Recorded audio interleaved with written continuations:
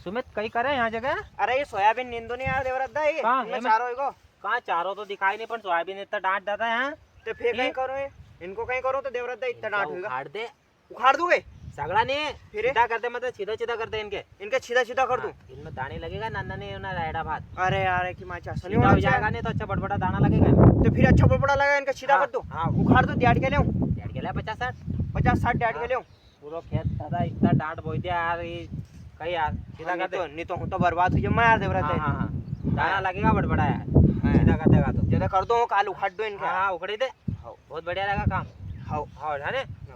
रुको जरा सबर करो। अब तो मैं सोयाबीन में अच्छी फल लगेगा कहीं। मैंने सुधा समझे उखाड़ दिया सीधा सीधा ही कर दिया। अब लोगों का तो सबका डांट है, हमारा एक नंबर है। हमारा में तो मजा ही जाएगा बार कहीं। एक एक गोड़ अभी एक ही गोड़ कितना बड़ा होएगा, इतना बड़ा होएगा, मजा ही जाएगा। हाँ अभी मजा आएगा ना भिड़ो।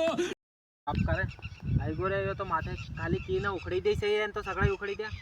एका घर वाला तो मां मारेगा यार, उनका माथे सुधा डर का मारे मां तो गुजराती भागना पड़ेगा। वो तो जाऊं से यार जाऊं तो यार।